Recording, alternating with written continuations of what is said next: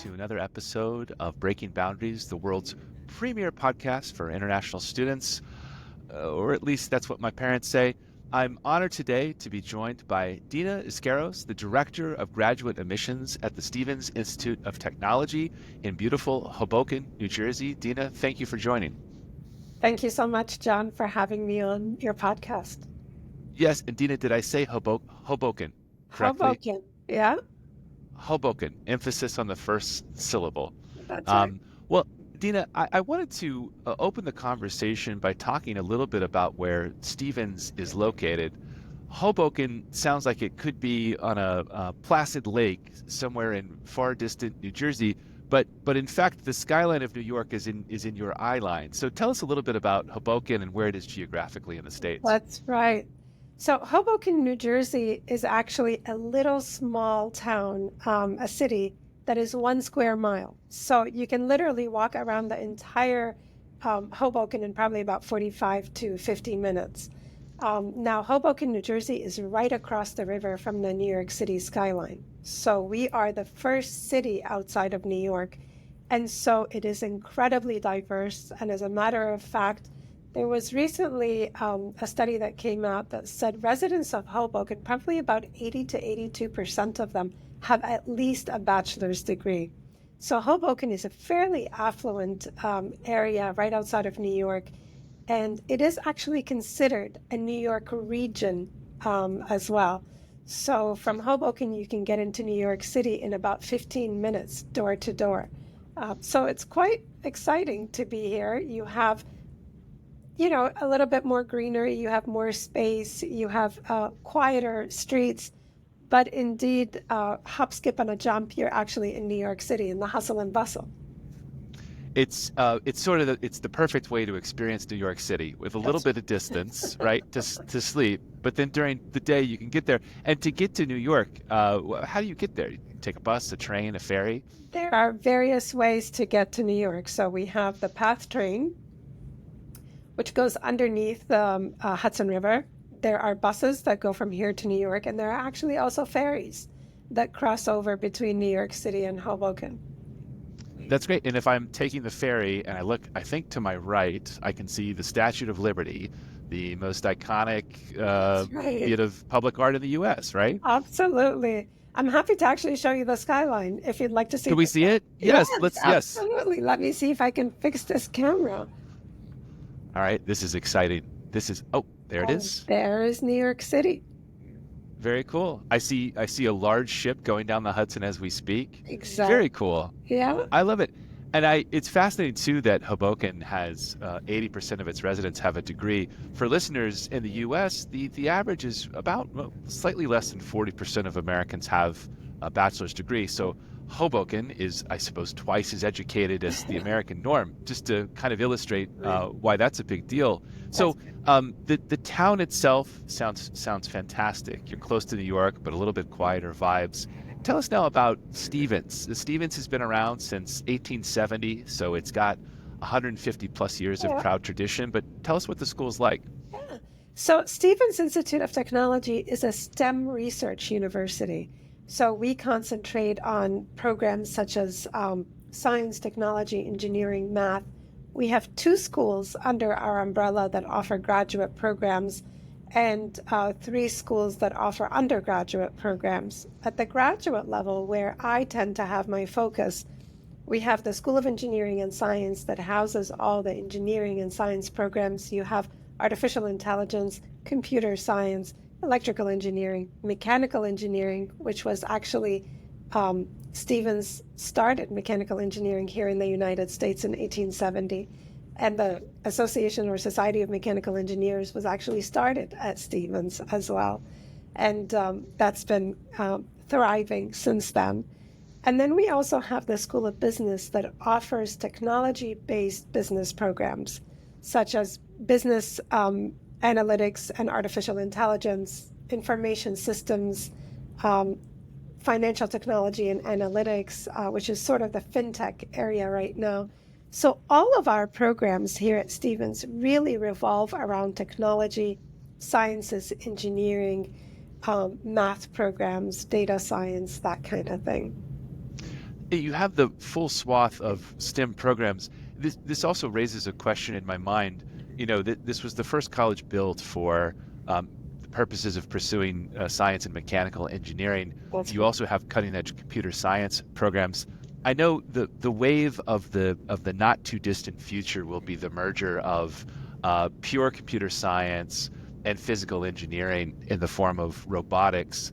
My guess is having all of these under one platform, one umbrella, positions Stevens well for the next advances in AI, which could include the manipulation of physical space. Is that fair to say? Absolutely. Listen, I think interdisciplinary approach of education has been an integral part of Stevens Institute of Technology since day one. And it's something that we hold very dear to all the programs that we do have here at Stevens. So, in the sense of how do we merge cybersecurity with information systems? How do we merge artificial intelligence with business intelligence and analytics? Um, so on and so forth. So, the interdisciplinary approach of education, whether it's at the master's or PhD level, is something that is widespread across all of our programs here at Stevens. And it's interesting you mentioned artificial intelligence because I think artificial intelligence is here to stay, right? So we need to be sure that every single program has a bit of an approach of artificial intelligence. And so this is something that Stevens at the Graduate Curriculum Committee we're starting to do in terms of how do we combine these programs to be able to offer the students what they're going to need upon graduation for their careers. So I think that's incredibly important. Now, Stevens Institute of Technology has had a 97% employability rate of all of our graduate students. And so certainly one of the approaches that we do hold dear to the university as well is making sure that what we're teaching the students is indeed what they will need post-graduation in order to get those careers. And it's sort of how do we teach them how to learn for life, and that's incredibly important. Sure. And as rapidly as the AI industry is changing, it probably doesn't hurt that you're tethered so closely to, and I use tether not to reference the crypto company, but tied to the New York City metropolitan area probably helps you keeps you abreast of industry changes in real time. Absolutely. Yeah. Absolutely. Well, I love this interdisciplinary approach. I love Stevens Institute Technology's long history of engineering prowess. But on a more tactical level, if you're speaking to international students, do you have any practical tips about how they can set their applications apart from others when they're looking at your programs? Yeah, of course. So for international students, I think one of the main things that they have to understand is that here in the United States, we have thousands and thousands of universities, and there are really good universities across the board. So I think it is incredibly important to understand that while rankings are important, and Stevens is ranked number 76 across as a national university for U.S. News and World Report across thousands of universities. So we do have certainly the rankings, but I think it is incredibly important that students understand that outside of rankings, you have to be comfortable with the university that you're going to be committing to. You have to feel that you will be part of that community and that and what the university offers you best aligns with your goals post graduation as well. So that's, I think, incredibly important for international students. So do your research. Listen to podcasts such as this one. Understand the universities. Make sure that you take your time to speak to the admissions offices of those universities.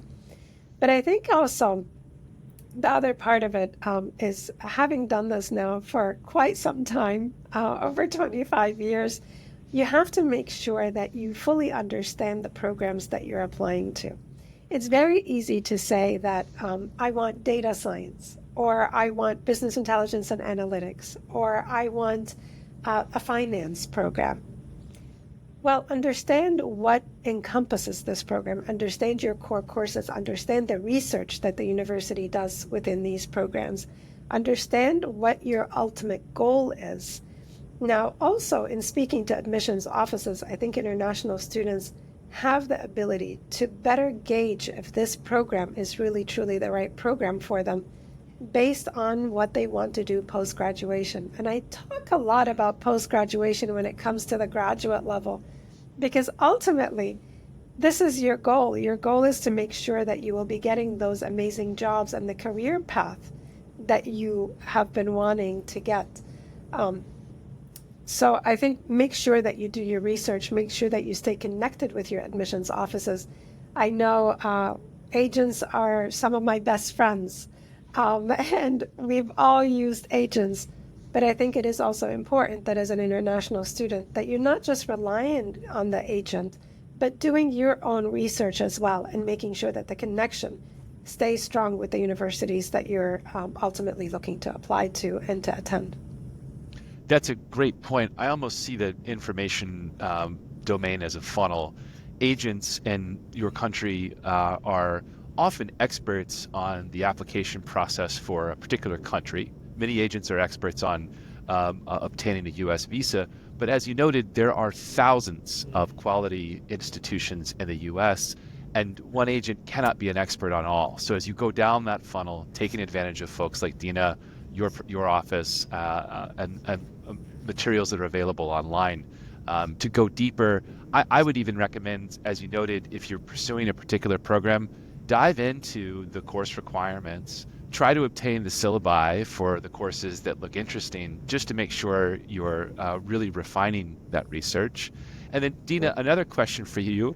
A student has done their resources, they've proven their mettle to Stevens, they've obtained admission. What advice do you have for students to help them hit the ground running on day one, particularly in a high impact graduate program? How can students prepare for the rigor of your programs? Yeah. So at a place like Stevens Institute of Technology, we actually begin working with our admitted students for the fall intake on May 15. So May 15, we start what is called our connection with our incoming class. So we do build webinars, we do build events for students, we do resume reviews for our students. I think that is incredibly important to partake in those events. But I would actually say that students at the graduate level, of course, they're graduate students, they're adults. So they have to take command of their careers and they have to take command of what is to come for the next 3 semesters or 4 semesters. A graduate program in the United States is so short. And literally, you can finish a graduate program in 3 semesters. That's a year and a half. So you do not have much time within your institution. So the earlier you begin your outreach to alumni, the earlier you begin your outreach to your faculty members, the earlier that you begin your outreach to current students here, the better it will be, and it will help you really truly hit the ground running once you arrive on campus. So what I tell my students, for example, is do your research on LinkedIn. Make sure you find alumni of Stevens Institute of Technology from your program that you are planning on attending. Connect with them and see what path their careers have taken. What did they start out as? Where did they start out? And make sure that, is this really the path that you're looking for? And if so, then certainly connect with them and get advice. Now, also Stevens Institute of Technology has a mentorship program here for our graduate students. So the mentorship program, every single graduate student that is incoming is paired with somebody that has been through that field, whether it is somebody in our corporate sphere, whether it is somebody in our faculty sphere, if they're looking to do research, that kind of thing. And this is your time to connect with your mentor and to start building a relationship so that when you do arrive, you have an easier time of making sure that you are in continuous contact with your mentor to ultimately figure out what it is you need to do and how is it best to navigate the world of international education and the world within your career path as well. Oh, this is so cool. So you take the burden off the students initially and pair them actively with a mentor as soon as they're on campus. That's That's right. a great program. And this resonates with me. Early in college, I had an internship with a video production company because I thought, boy, wouldn't it be fun to be a filmmaker. It turns out it wasn't for me, but it was really valuable to have the experience of watching someone sit at an editing bay for a week and to eliminate the horizon of the possibles. So that's a real benefit. Dina, I have one last question for you. I think in my dreams this is really a food podcast, and I think that's really what I want to pursue. So my question is, New York City has an amazing dining scene. I won't even address that. If you have a cuisine you like, it's there. But close to campus in Hoboken, is there a good lunch spot around campus that you might recommend students take a trip to? Yes, of course. So Hoboken cuisine actually happens to be just as diverse as New York City cuisine. And a lot of the New Yorkers will come to Hoboken to hang out in Hoboken because the scene is it's fun, it's relaxed, it's clean, it's safe. And so we have what is called Washington Street here. And on Washington Street is nothing but restaurants, cafes, outdoor eateries, that kind of thing. Really exciting. So I would really urge all the students to look up the town as well where you're looking to go to school. And since Hoboken happens to be a hub of transportation for all of New Jersey and New York State, you find that there's so much happening within Hoboken, within our little square mile. So you do have all the trains that are coming in from suburbia. They actually come into Hoboken before the commuters go on to New York City. So certainly the food scene, whether it is Indian cuisine, Chinese cuisine, Thai, Italian, French, just full of everything that you could ask for. And I think at much cheaper prices too than New York. I was just going to say, I referenced earlier before we started recording that I have siblings in Manhattan and Brooklyn. And over Christmas, I took my family, my cousins, and my siblings out to eat at this amazing Thai restaurant. And I didn't even look at the bill, and I volunteered to pay. That was a mistake. Yeah.